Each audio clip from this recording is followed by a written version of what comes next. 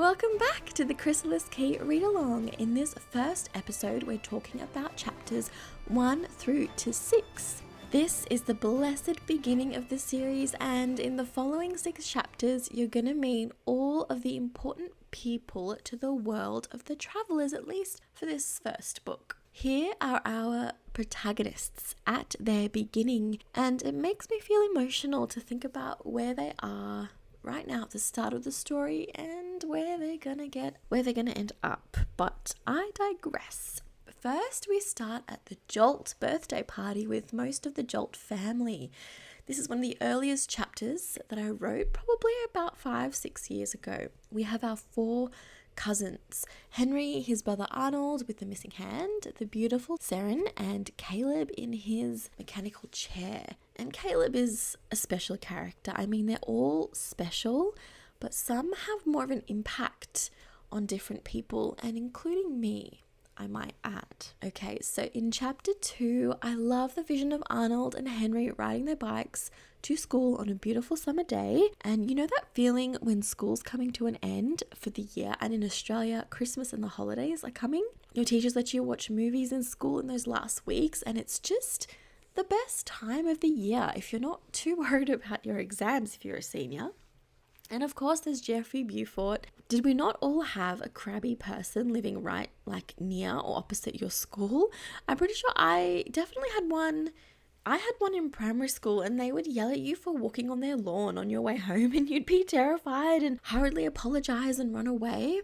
Anyway, so that's Jeffrey in this story. So in the next 4 chapters, you met 4 of our other main characters playing a little relay in the story. They sort of hand off to one another every chapter as they're introduced. So first up, we have Hugh. Didn't we all have someone like Hugh at our school? The class joker, the troublemaker. His trick that morning in the story was pretty stupid, actually, but that's how he is. Then we come across Melanie. This is a character I think a lot of people can relate to. We've all been where Melanie's been to some degree or another, and her experience here comes from something similar.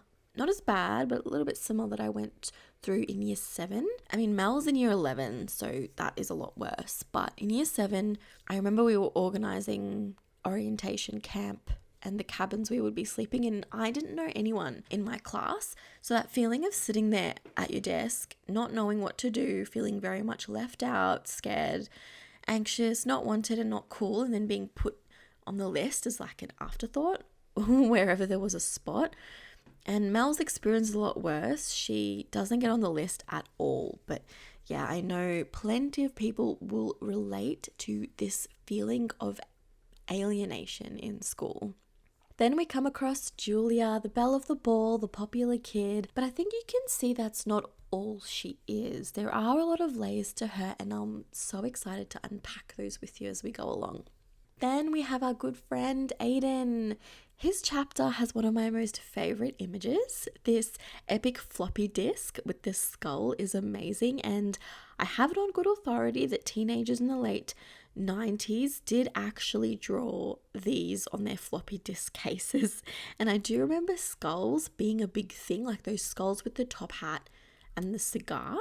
And I feel like they were everywhere. I mean, in the 90s, I was in primary school, not high school, but I do remember that specifically. Anyway, Aiden is a cool character. He is definitely relatable as well. And I'm sure some kids have fantasized about living in libraries. But Aiden is definitely not living the dream up there in the library attic of his high school. He has a lot going on. So I hope you enjoyed meeting all these new characters. I know they'll come to grow on you if they haven't already.